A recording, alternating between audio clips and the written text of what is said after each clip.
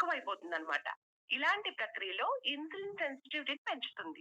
దాని ద్వారా ఏమవుతుందంటే, ఒక ఇన్సులిన్ వచ్చేసేసి ఒక రిసెప్టార్‌ని యాక్టివేట్ చేసే శక్తిని ఇస్తుందనమాట ఇన్సులిన్‌కి. అలాగే రిసెప్టార్‌ని గూడా ఉత్తేజపరుస్తుంది.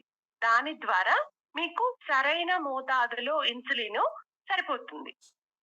అలాగే ఇదేం చేస్తుందంటే తన చేదు స్వభావం వల్ల రక్తంలో ఉండే చక్కెర స్థాయిని నియంత్రిస్తుంది. తర్వాత డైజెషన్‌లో చెవులు ఏమవుతుందంటే బెడ్ మీద కార్బోహైడ్రేట్స్‌ని పెట్టినావా? పక్కకి ఎక్కువగా పెట్టుకున్నావా? రక్తంలోకి రాకుండా చేస్తుంది. చూడమ్మా. కార్బోహైడ్రేట్సే కదా! గ్లూకోజ్‌గా మారి రక్తంలో ఉండే షుగర్ లెవెల్స్ అనేవి ఇంక్రీజ్ అవుతా ఉంటాయి. కార్బోహైడ్రేట్స్‌ని తక్కువ అబ్జార్ప్షన్ అయ్యేలాగా చేస్తుంది. అప్పుడు వచ్చే షుగరే తక్కువగా వస్తుంది. దాని ద్వారా మీకు వచ్చిన ఇన్సులిన్ కరెక్ట్‌గా సరిపోతుంది. ఇలా షుగర్ మీద పనిచేస్తది. ఓన్లీ షుగర్ మీద మాత్రమే పనిచేసిద్దా నీమ్ అంటే కాదండి. ఇంకా పనిచేస్తుంది. క్లియర్ స్కిన్ ఇవ్వడానికి. అంటే మొటిమలకు కానివ్వండి, గజ్జి, దురద ఇట్లాంటివన్నీ ఉంటాయి. వాటన్నిటికి యూజ్ అవుతుంది. స్కిన్ క్లియర్‌గా ఉండేలాగా చేస్తుంది. అలాగే కాలేయం యొక్క అంటే లివర్ యొక్క పనితీరుని మెరుగుపరుస్తుంది.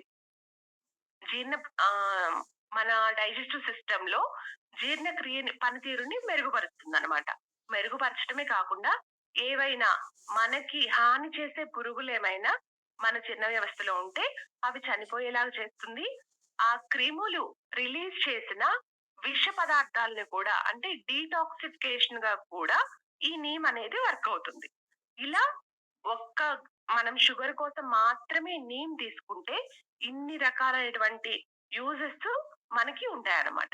అలాగే నీము ఎప్పుడు తీసుకోవాలి అంటే, నీమ్ ఓన్లీ తిన్న తర్వాత మాత్రమే తీసుకోవాలండి. పరగడుపున తీసుకోకూడదు.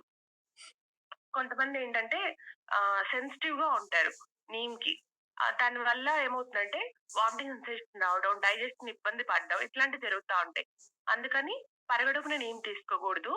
ఆహారం తీసుకున్న అరగంట తర్వాత నీమ్ తీసుకోవాలి.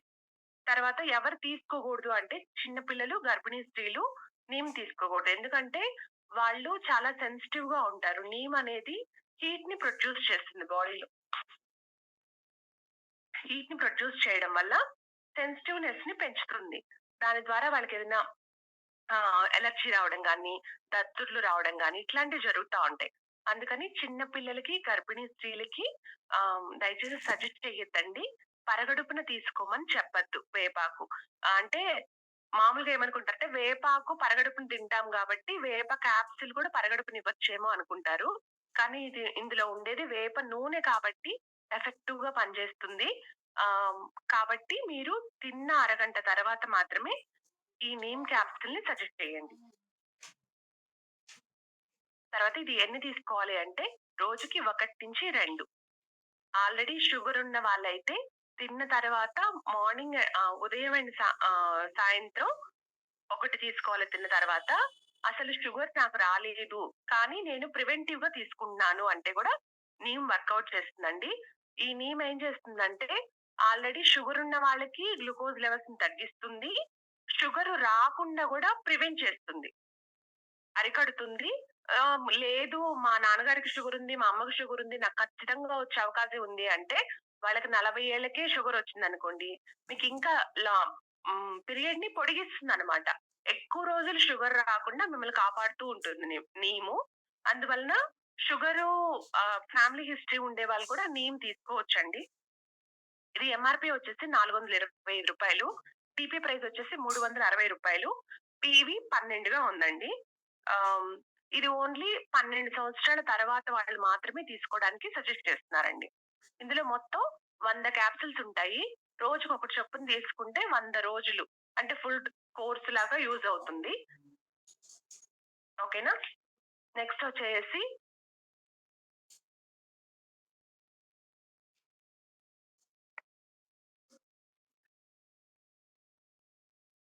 సార్ ఇంతవరకు ఏమైనా డౌట్స్ అడుగుతారా? లేదంటే గ్లూకో హెల్త్ కంటిన్యూ చేయమంటారా sir? Okay. Excuse me madam. చెప్పండి సార్.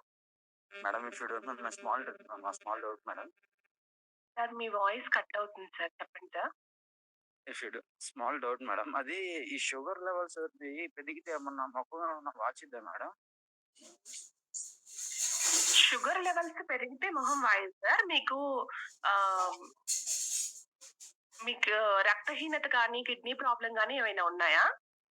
అంటే మా మదర్‌కి మేడం. అదే సార్. హెచ్‌బీ పర్సెంటేజ్ ఏమన్నా తక్కువగా ఉండుంటది సార్. ఒకసారి చూయించుకోండి. Okay madam. నెక్స్ట్. ఓకేనా sir? Okay madam. Thank you madam. ఆ! నెక్స్ట్ మనం తెలుసుకునేది గ్లూకో హెల్త్ గురించండి. గ్లూకో గ్లూకో హెల్త్ అనేది నీమే ఒక అద్భుతమైన ప్రొడక్ట్ అంటే, గ్లూకో హెల్త్ ఇంకా చాలా అద్భుతమైన ప్రొడక్ట్. మీరిక్కడ చూస్తున్నారు గదా!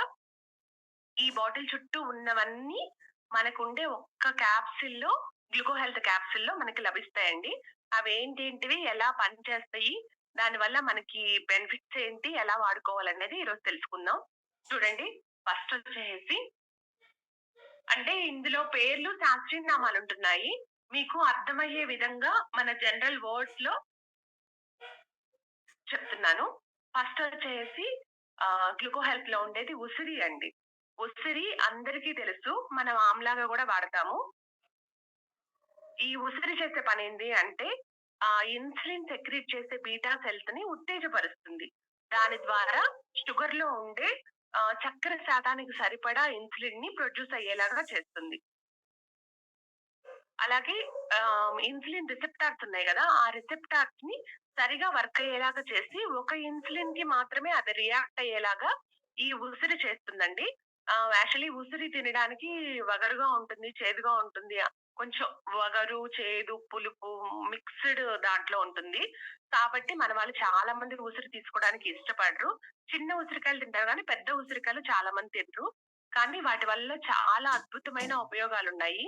అందుకే మనకి విడిగా ఆమ్లాలాగు దొరుకుతుంది. ప్లస్ ఈ గ్లూకో హెల్త్‌లో కూడా ఉందండి. రెండోదొచ్చేసి ఎగిస. ఎగిస అంటే ఆహ్, దీన్ని విజయసార్ అని గూడా అంటారండి. ఇది గూడా ఏం చేస్తుందంటే బీటా సెల్స్‌ని ఉత్తేజపరుస్తుంది.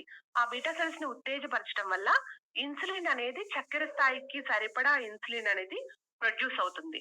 అలాగే కొవ్వు శాతాన్ని ఇది కంట్రోల్ చేస్తుంది. అంటే హెచ్‌డీఎల్‌ని, ఎల్‌డీఎల్‌ని మెయింటైన్ అయ్యేలాగా చేస్తుంది. ఇంకోటొచ్చేసేసి గుడిచి. మన చాలా కిడ్నీ హెల్త్‌లో గానివ్వండి, లివర్ హెల్త్‌లో గానివ్వండి, ప్రతి దాంట్లో మనం చూసే ఒకే ఒక ఇంగ్రీడియెంట్ ఏంటి అంటే తిప్పతీగ అండి. దీన్ని గుడిచి అంటారు. ఈ తిప్పతీగ ఏం చేస్తుంది అంటే యాంటీ ఇన్‌ఫ్లమేటరీగా, యాంటీ ఇన్ఫెక్షియస్‌గా పనిచేస్తుంది. ఏదైనా పాంక్రియాస్ మీద ఆహ్, ఇన్ఫెక్షన్స్ కానివ్వండి, పాంక్రియాటైటిస్ అంటారు.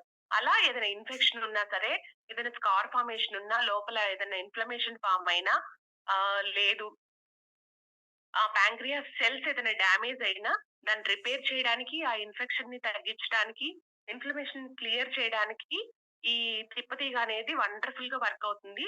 అలాగే యాంటీ ఆక్సిడెంట్‌గా పనిచేస్తుంది. పనిచేయడం వల్ల ఆక్సిడేటివ్ స్ట్రెస్ అనేది మన బాడీలో తగ్గుతుందండి. దాని ద్వారా ఓన్లీ షుగర్ కంట్రోల్ అవ్వడమే కాదు, కాలేయం అంటే లివర్ పనితీరు గూడా మెరుగుపరుస్తుందండి. నెక్స్ట్ వచ్చేసి తేయాకు. టీ ఆకు అందరికీ తెలుసు కదండీ! ఇది టీ ఆకులో యాంటీ ఆక్సిడెంట్స్ ఎక్కువగా ఉంటాయి. దీని ద్వారా యాంటీ ఆక్సిడేటివ్ స్ట్రెస్ అంటే ఆహ్, ఇవన్నీ మాక్సిమమ్ యాంటీ ఆక్సిడేటివ్ స్ట్రెస్‌ని తగ్గిస్తాయి. దాని ద్వారా పాంక్రియాటైటిస్ అంటే ఇన్ఫెక్షనే కాదు, పాంక్రియాటిక్ క్యాన్సర్‌ని కూడా మనకి రాకుండా చేస్తాయండి. అంటే గ్లాండ్ అనేది మనకి డ్యామేజ్ అవ్వకుండా చేస్తాయి. అలాగే ఏదైనా డ్యామేజ్ ఉంటే దాని నుంచి రికవరీ అయ్యి సరైన మోతాదులో ఇన్సులిన్ ప్రొడ్యూస్ అయ్యేలాగా చేస్తాయన్నమాట. తర్వాత అందరికీ తెలిసిన ఒక ప్రొడక్ట్ సినమిన్ లేదా దాల్చిన చెక్క అంటాము. ఈ దాల్చిన చెక్క ఏం చేసిద్ది అంటే రక్తంలో ఉండే చక్కెర స్థాయిని తగ్గించిద్ది. అలాగే కొలెస్ట్రాల్ స్థాయిని కూడా నియంత్రిస్తుందన్నమాట. ఈ హెచ్‌డీఎల్, ఎల్‌డీఎల్ హెచ్‌డీఎల్‌ని పెంచడానికి, ఎల్‌డీఎల్‌ని తగ్గించడానికి రెండిటిని బ్యాలెన్స్ చేయడానికి దాల్చిన చెక్క చాలా బాగా పనిచేసిద్దండి. అలాగే ఇన్సులిన్ సెన్సిటివిటీని కూడా పెంచుతుంది. చిన్న ప్రేగుల్లో కార్బోహైడ్రేట్స్ అంటే పిండి పదార్థాలని లోపలికి అబ్జార్బ్ చేయకుండా చేస్తుందన్నమాట. దాని ద్వారా రక్తంలో షుగర్ లెవెల్స్ అనేవి ఇంక్రీజ్ అవ్వకుండా చేస్తుంది. తర్వాత అందరికీ తెలిసింది పసుపు. ఇందులో ఉండే కుర్కుమిన్ ఏం చేస్తుంది అంటే యాంటీ ఆక్సిడెంట్‌గా పనిచేస్తుంది. ఆక్సిడేటివ్ స్ట్రెస్‌ని తగ్గిస్తుంది. ఎక్కువగా ప్రీ డయాబెటిక్ రిస్క్‌తో పోరాడుతుంది. కొంతమందికి డయాబెటిక్ వచ్చే ఛాన్సెస్ ఉంటాయి. ఇంకా డయాబెటిక్‌లోకి ల్యాండ్ అయ్యి ఉండరు. అలాంటి వాళ్ళకి ఈ ఆహ్, కుర్కుమిన్ అనేది బాగా వర్క్ అయ్యి, వాళ్ళు డయాబెటిక్‌లో ల్యాండ్ అవ్వకుండా కాపాడుతూ ఉంటుంది. రక్తంలో చక్కెర స్థాయిలు పెరగకుండా కంట్రోల్ చేస్తూ ఉంటుంది. అలాగే షుగర్ ఆల్రెడీ ఉన్న వాళ్ళకి గుండె జబ్బులొచ్చే అవకాశం ఎక్కువగా ఉంటది. ఎందుకు అంటే నరాలు సన్నబడిపోతూ ఉంటాయి. సెల్స్ సరైన గ్లూకోజ్‌ని తీసుకోలేక, శక్తిని సరిగ్గా వినియోగించుకోలేకపోవడం వల్ల, నరాలు సన్నగా అయిపోవడం వల్ల కంటి చూపు కోల్పోవడం గానివ్వండి, గుండె జబ్బులు రా రావడం గానివ్వండి, ఇట్లాంటివన్నీ కొన్ని ప్రమాదాలుంటాయి. వాటి నుంచి కుర్కుమిన్ అనేది మనల్ని కాపాడుతుంది. నెక్స్ట్ వచ్చేసి చిలక దుదిడి అండి. దీన్ని టూత్డ్ లీఫ్ అని కూడా అంటారు. ఇదేం చేస్తదంటే కాలేయ పనితీరుని మెరుగుపరుస్తుంది. ప్రతి దాంట్లో కాలేయం ఎందుకొస్తుందంటే, మన బాడీలో ఉండే ఏ వేస్ట్ అయినా సరే ఇది డీటాక్సిఫికేట్‌గా పనిచేస్తుందనమాట కాలేయం మనకి ప్రతి దాని నుంచి ఫైట్ చేయడానికి కాలేయం ఫస్ట్ ప్లేస్‌లో ఉంటుంది.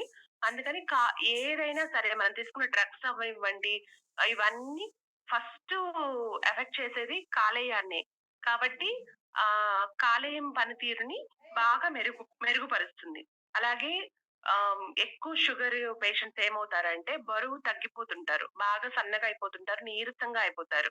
ఈ చిలక దుద్రి ఏం చేస్తుందంటే బరువు తగ్గకుండా సరైన ఎనర్జీ కణాలకు అందేలాగా చేస్తుంది. దాని ద్వారా వాళ్ళు బరువు మెయింటైన్ అయ్యేలాగా చేస్తారు. అలాగే ఆకలనేది రెగ్యులేట్ చేస్తుంది. ఎక్కువ ఆకలవ్వకుండా, అసలు ఆకలేయకుండా ఉండకుండా, ఇట్లా కాకుండా ఆకలి రెగ్యులేట్ చేసి సరైన సమయానికి ఆకలయ్యేలా చేస్తుంది. సరైన శక్తిని అందించేలాగా చేస్తుంది. దాని ద్వారా వాళ్ళ షుగర్ లెవెల్స్ మెయింటైన్ అవుతాయి. ప్లస్ షుగర్ వల్ల వచ్చే వీక్‌నెస్ వాళ్ళ వాళ్ళ జోలికి రాకుండా ఉంటుంది. ఇట్ల చిలక దుదిరి అనేది మన గ్లైసెమిక్ హెల్త్‌ని మెయింటైన్ చేయడానికి బాగా యూజ్ అవుతుంది. ఇలా ఈ 7 ఇంగ్రీడియెంట్స్ ఉసిరి, ఎగిస, తిప్పతీగ, తేయాకు, దాల్చిన చెక్క, పసుపు, చిలక దుదిరి. ఇవన్నీ ఒకే క్యాప్సూల్‌లో సరైన మోతాదులో మనం తీసుకోవడం ద్వారా ఎన్ని యూజెస్ ఉన్నాయో చూడండి.